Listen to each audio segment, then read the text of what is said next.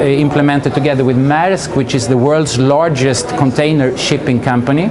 More than 400 of their ships are now connected by us, some of them holding more than 20,000 containers. The initial business case being the reduced insurance fees for goods on the ships.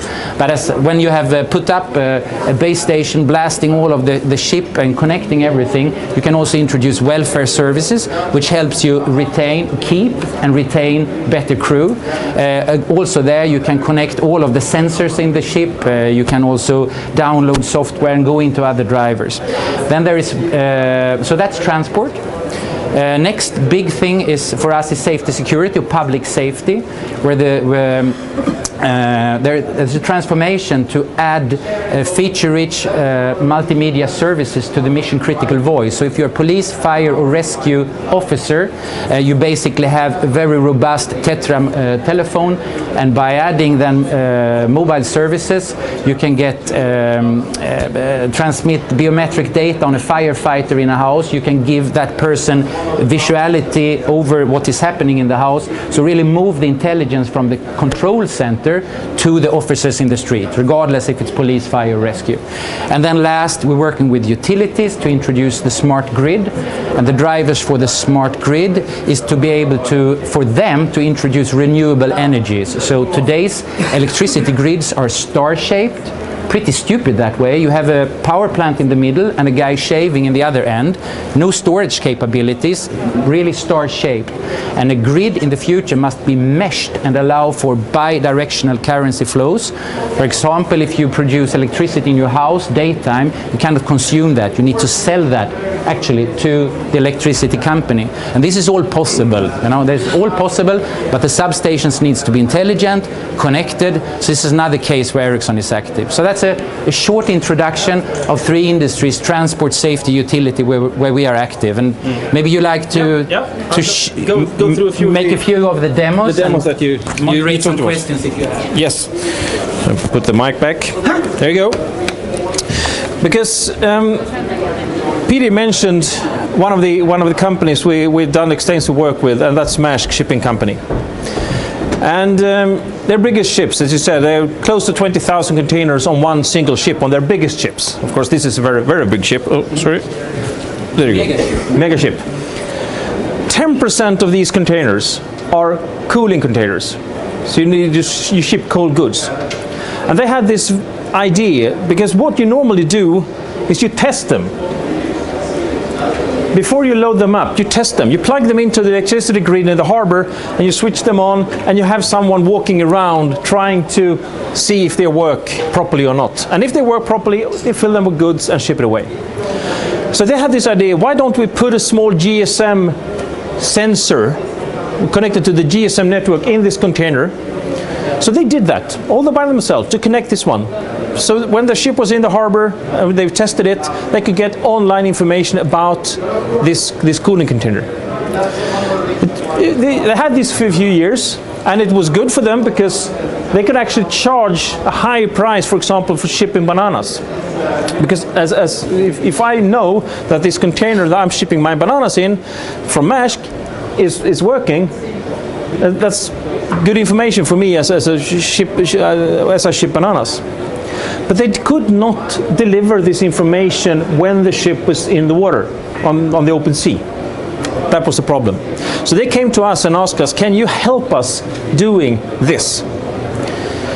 So we did. We actually built on close to 400 ships, as Peter said, a small GSM base station on board the ship to cover these containers when they're around. And what happened was that not only were they able now to track the containers and make sure the containers were fine, they started to get more information that they did not really were thinking about in the first place. One of them was fleet management. They had a fleet management system based on satellite before. The new thing now was that they could connect sensors, again, sensors on board the ship that was not connected before. So they could actually see if this captain normally what he wants to do, he's the king of the ship. He wants to drive his ships with 21 knots to the Suez Canal, spend a few hours in the bars, go through the Suez Canal, and then continue his trip. Now, he felt that Maersk was looking over his shoulder. Maersk did not do anything about this information about how the captain was driving his boat. They didn't tell him anything, but only the fact that the captain felt that someone was looking over his shoulder made them slow down to keep the timetable better. Don't wait at the Suez Canal. Just go in perfect pace, go into the canal, and that's much better for you. In the first year of operations, which was 2013, they had this system. They saved $80 million in fuel on close to 400 ships. How much less carbon dioxide do you think it was? Quite a lot. And this was 372 ships. Imagine if we do this with all the ships in the world. More intelligent fleet management system. But also, they were able now to introduce services because they already paid for the satellite connectivity. That's a flat fee that they use for connecting the containers. Oh yeah, they could connect the ship.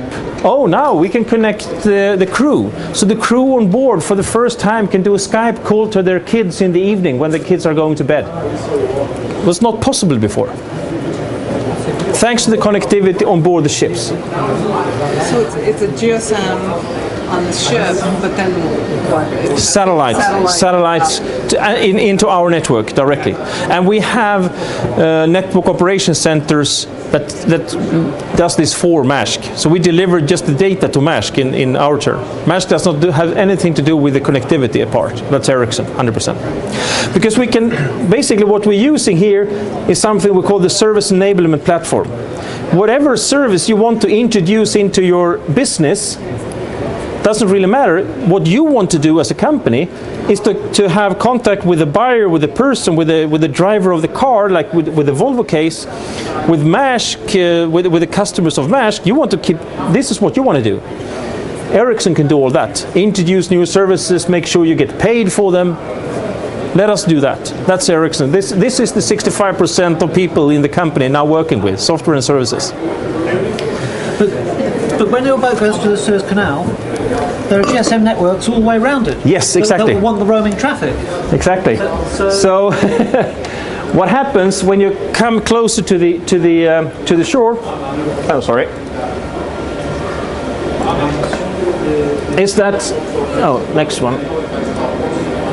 You see red. It switches off automatically. The onboard GSM site switches off automatically because you don't want them to interfere. But the problem for the city when this, I mean, 18,000 containers and 1,800 of them being connected, you create a signaling storm. But these are well-known facts for these cities around the world that have harbors. When a big ship comes in, you see a dip in the GSM network because Maersk did this so many years ago. And this is only the beginning. But then, okay, also talk about Electrolevi, talking about this electricity grid, to be able to efficiently monitor what happens in your electricity grid. Electrolevi in Estonia, they had this idea. Basically, they took over an old, ancient Soviet Union electricity network when they were founded. They had no possibility of doing anything about this. So, but what they did, not only connect the electricity meters on site, they also connected the immediate grids. So we can go in and see we have undervoltage on one of the feeders in this network. And if they want to introduce now, push back, introduce more services, okay, I want to generate electricity, they can do that because they've connected not only the electricity meters, we've done this in Sweden, we've done it in Italy, for example, but also the connecting hubs, substations are being connected. But again, Electrolevi does not do anything about this. It's Ericsson that makes this happen. So, questions from you, Peter? If not, we're going to chase out that group now again and end with the last station, which is TV.